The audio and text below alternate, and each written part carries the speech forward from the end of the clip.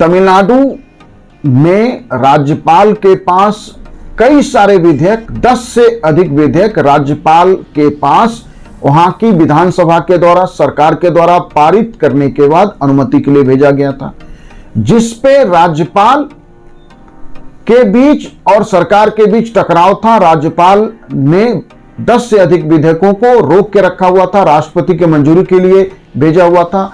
वह विवाद जब सुप्रीम कोर्ट में पहुंचा तो सुप्रीम कोर्ट के 2 जजों की पीठ ने राज्यपाल के विधेयकों के अनुमति के संदर्भ में जो उनके संवैधानिक अधिकार है उसकी एक अलग सी, एक नई सी व्याख्या कर दी।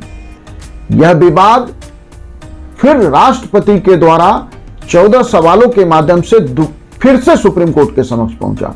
भारत की राष्ट्रपति ने 14 सवाल आर्टिकल 143 के तहत राष्ट्रपति राय ले सकते हैं, तो 14 सवाल भेजे गए सुप्रीम कोर्ट को, जिसे सुप्रीम कोर्ट के 5 जजों की पीठ ने फैसला दिया है।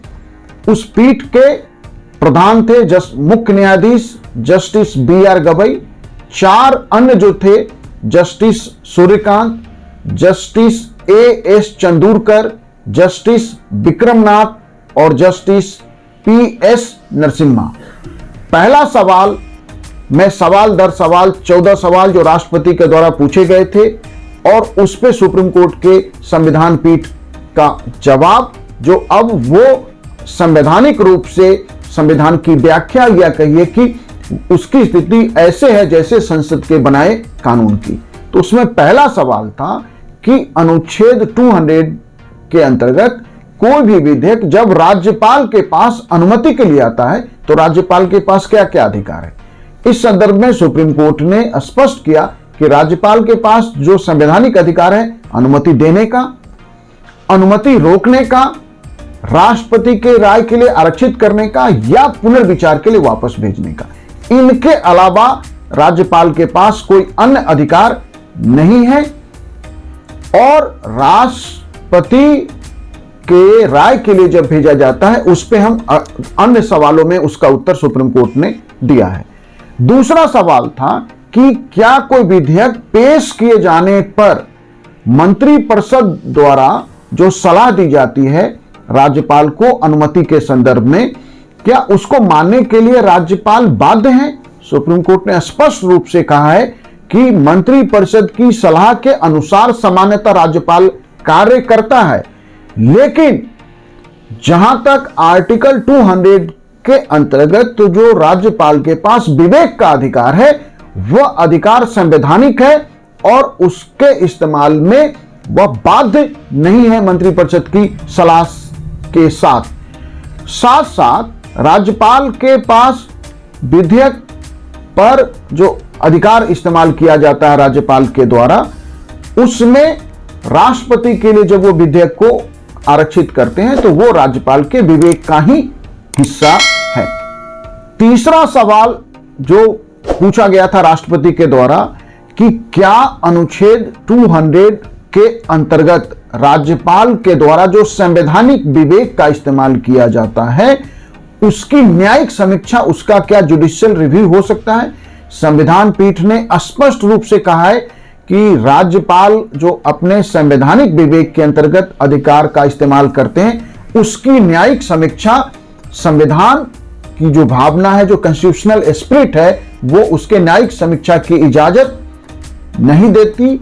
और राज्यपाल की यदि निष्क्रियता है, एक ऐसी परिस्थिति है जहां कोई विधेयक राज्यपाल के निष्क्रियता के कारण पास नहीं किया जा रहा या कोई निर्णय नहीं हो रहा, तो ऐसी स्थिति में सुप्रीम कोर्ट किसी विशिष्ट मामले में परमादेश जो मैंडेमस रिट है उसके पास, जिसके अंतर्गत वह किसी कार्य के लिए देश के किसी भी व्यक्ति को अनुमति दे सकती है, आदेश दे सकती है कि आप अपने संवैधानिक दायित्व का पालन करें। लेकिन संविधान में राज्यपाल और राष्ट्रपति के लिए परमादेश जारी करने का अभी तक कोई मामला नहीं था, लेकिन इस निर्णय में सुप्रीम कोर्ट ने कहा कि विशिष्टतम मामले में यदि कोई ऐसी स्थिति है जहां निष्क्रियता की स्थिति बन गई है राज्यपाल की ओर से, तो विशिष्ट मामले में परमादेश, मतलब कि इसका अर्थ है कि अब इस निर्णय में आप ये समझें कि राज्यपाल के लिए भी मैंडेमस रिट जारी किया जा सकता है, चाहे वो विशिष्ट ही क्यों नहीं हो। जो चौथा सवाल था, जो अगला सवाल है कि क्या अनुच्छेद 361 के अंतर्गत और अनुच्छेद 200 के अंतर्गत राज्यपाल की जो संवैधानिक अधिकार है, उस संदर्भ में क्या आर्टिकल 361 न्यायिक समीक्षा पर पूर्ण प्रतिबंध लगाता है? सुप्रीम कोर्ट की पीठ ने स्पष्ट रूप से कहा है कि हां, आर्टिकल 361 आर्टिकल 200 के अंतर्गत राज्यपाल के पास जो संवैधानिक विवेक का अधिकार है, उसके न्यायिक समीक्षा पर पूर्ण प्रतिबंध लगाता है। लेकिन सुप्रीम कोर्ट ने कहा कि न्यायिक समीक्षा के दायरे को सीमित नहीं किया जा सकता। यदि राज्यपाल किसी भी विषय पर अपने संवैधानिक विवेक के इस्तेमाल में निष्क्रियता की स्थिति में है, एक्ट नहीं कर रहे हैं, तो उनके विरुद्ध न्यायिक समीक्षा का प्रयोग करने के लिए न्यायपालिका सुप्रीम कोर्ट सक्षम है।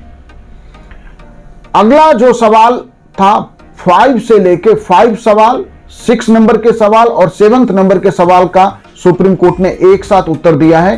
5वां सवाल था कि क्या अनुच्छेद 200 के तहत सभी शक्तियों के प्रयोग के लिए कोई समय सीमा लागू की जा सकती है? कि राज्यपाल के पास जब कोई विधेयक अनुमति के लिए आता है तो क्या उनके लिए कोई समय सीमा है? क्या भारत का संविधान अनुच्छेद 201 के अंतर्गत राष्ट्रपति के संवैधानिक विवेक के प्रयोग क्या वह न्यायोचित है?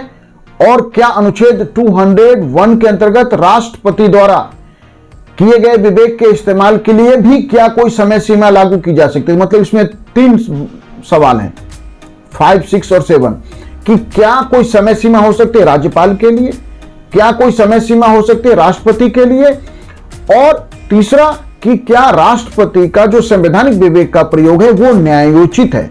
तो समय सीमा और क्या वह न्यायोचित है राष्ट्रपति का विवेक, इस संदर्भ में सुप्रीम कोर्ट ने 5, 6 और 7 का एक साथ उत्तर दिया है और उसने कहा है कि आर्टिकल 200 के अंतर्गत राज्यपाल के लिए कोई समय सीमा तय नहीं की जा सकती है। आर्टिकल 201 के अंतर्गत राष्ट्रपति के द्वारा अपने विवेक के इस्तेमाल के लिए कोई समय सीमा तय नहीं की जा सकती है। लेकिन उसने यह स्पष्ट कहा कि संविधान ने जो संवैधानिक प्राधिकारी बैठे हैं पदों पे, उनके लिए कोई समय सीमा नहीं तय की है, लेकिन राज्यपाल को अपने इस अधिकार का इस्तेमाल व्यवस्था को बेहतर करने की दिशा में करना चाहिए। और जो तीसरा था कि क्या न्यायिक समीक्षा के दायरे में राष्ट्रपति का संवैधानिक विवेक का अधिकार आता है, तो इस संदर्भ में सुप्रीम कोर्ट ने कहा कि राष्ट्रपति का संवैधानिक अधिकार न्यायिक समीक्षा के दायरे में नहीं आता। जो 8वां सवाल है जो राष्ट्रपति ने पूछा था कि क्या राष्ट्रपति को अनुच्छेद 143 के तहत सुप्रीम कोर्ट से सलाह लेने और राय लेने की आवश्यकता होती है जब राज्यपाल किसी विधेयक को राष्ट्रपति के सहमति के लिए आरक्षित रख ले, कि यदि राज्यपाल ने किसी विधेयक को राष्ट्रपति की राय के लिए आरक्षित रख लिया है तो क्या ऐसी स्थिति में आर्टिकल 143 के तहत राष्ट्रपति को सुप्रीम कोर्ट से राय लेनी चाहिए। इस संदर्भ में सुप्रीम कोर्ट के संविधान पीठ ने कहा कि जब कोई विधेयक राज्यपाल के द्वारा राष्ट्रपति के पास भेजा जाता है, उनके लिए आरक्षित किया जाता है, तो राष्ट्रपति के लिए न्यायपालिका से सलाह लेने की कोई आवश्यकता नहीं है। 9वें नंबर का जो 9th नंबर का सवाल था कि क्या अनुच्छेद 200 और 201 के अंतर्गत राज्यपाल और राष्ट्रपति के निर्णय कानून के लागू होने से पूर्व के चरण में न्यायिक समीक्षा हो सकती है। कि मतलब कोई विधेयक राज्यपाल के पास अनुमति के लिए आया है या राज्यपाल ने किसी विधेयक को राष्ट्रपति की राय के लिए आरक्षित रख लिया है और अभी उस पर निर्णय नहीं हुआ है, तो किसी विषय पर लागू होने से पहले, निर्णय होने से पूर्व क्या उसकी न्यायिक समीक्षा हो सकती है। संविधान पीठ ने स्पष्ट रूप से कहा है कि ऐसे निर्णय कानून के लागू होने के पहले के चरण में न्यायिक समीक्षा के दायरे में नहीं आता। किसी भी विधेयक को तभी चुनौती दी जा सकती है जब उस विधेयक को अनुमति के बाद वह विधेयक कानून बन जाए। जो अगला सवाल, सवाल नंबर 10 है जो सुप्रीम कोर्ट से पूछा गया था कि क्या संवैधानिक शक्तियों का प्रयोग राष्ट्रपति और राज्यपाल के आदेश के तहत जो अनुच्छेद 142 है के तहत किसी भी तरह से उसे प्रतिस्थापित किया जा सकता है। इस संदर्भ में सुप्रीम कोर्ट के संविधान पीठ ने कहा 142 जो है उसमें न्याय की रक्षा के लिए सुप्रीम कोर्ट कोई भी निर्णय, डिक्री, आदेश दे सकती है। इस संदर्भ में सुप्रीम कोर्ट ने कहा कि ऐसे आदेश न्यायालय द्वारा 142 के तहत किसी भी तरह से प्रतिस्थापित नहीं किए जा सकते। इसका अर्थ है कि विधेयकों की मंजूरी या सहमति की अवधारणा में सुप्रीम कोर्ट का कोई हस्तक्षेप नहीं हो सकता है। जो सवाल नंबर 11 है कि क्या राज्य विधानमंडल द्वारा बनाया गया कानून राज्यपाल की सहमति के बगैर भी लागू किया जा सकता है। पीठ ने स्पष्ट रूप से कहा है कि विधानसभा द्वारा बनाए गए कानून के लागू होने का सवाल तभी आता है जब उसे राज्यपाल की मंजूरी मिले। मतलब राज्यपाल की मंजूरी के बगैर विधानसभा द्वारा बनाए गए कानून के लागू होने का कोई सवाल नहीं उठता। और गवर्नर की जो संवैधानिक अथॉरिटी है, जो उनका कॉन्स्टिट्यूशनल पोजीशन है, उसे कोई दूसरा नहीं ले सकता, कोई बदल नहीं सकता। जो सवाल नंबर 12 है कि क्या सुप्रीम कोर्ट की किसी पीठ के लिए यह जरूरी नहीं है कि वह पहले यह तय करे कि उसके सामने चल रही कार्यवाही में कोई सवाल जो शामिल किया गया है उसे संविधान की व्याख्या के बारे में यदि वह सवाल है तो सुप्रीम कोर्ट के संवैधानिक पीठ को वह भेजा जाए, या ऐसे कानून के सवाल जो संविधान की व्याख्या के संदर्भ में है, क्या सुप्रीम कोर्ट का कोई भी पीठ यह पहले तय नहीं करे कि वह जो है उसके द्वारा तय किया जाना चाहिए, या यह सवाल संविधान की व्याख्या से संबंधित है। संविधान पीठ ने इस संदर्भ में उत्तर यह दिया है कि इस सवाल का जवाब उसने नहीं दिया है। उसके बगैर उसने इस सवाल को वापस कर दिया और उसने कहा कि यह सवाल इस संदर्भ के नेचर से नहीं जुड़ा हुआ है। सवाल नंबर 13 जो सुप्रीम कोर्ट ने पूछा था से पूछा गया कि क्या अनुच्छेद 142 के तहत सुप्रीम कोर्ट की शक्तियां प्रक्रियात्मक कानून के मामलों तक सीमित है।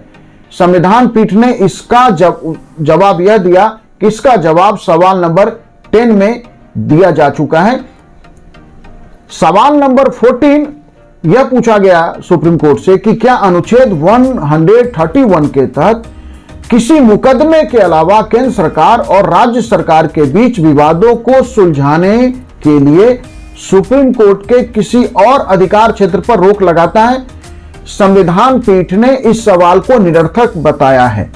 तो इस संदर्भ में हमने देखा कि जो 14 सवाल राष्ट्रपति के द्वारा सुप्रीम कोर्ट से पूछे गए उसका एक अर्थ तो स्पष्ट है कि राज्यपाल का जो संवैधानिक विवेक का अधिकार है उसकी न्यायिक समीक्षा नहीं हो सकती है। उस संदर्भ में राज्यपाल जो अपने अधिकार का इस्तेमाल करते हैं वो करने के लिए स्वतंत्र हैं। केवल यदि राज्यपाल अपने उस अधिकार का इस्तेमाल निष्क्रियता के लिए कर रहे हैं, मतलब कोई निर्णय नहीं कर रहे हैं, तो मैंडेमस जारी हो सकता है। मुझे लगता है कि यह एक बहुत बड़ा व्याख्या है कि अब राज्यपाल भी या राष्ट्रपति भी मैंडेमस के दायरे में आ गए हैं। जो संविधान में जो हमारा ओरिजिनल संविधान की आत्मा है, स्पिरिट है, उनमें इन दोनों के लिए मैंडेमस रिट जारी करने की बात नहीं की गई थी। Thank you.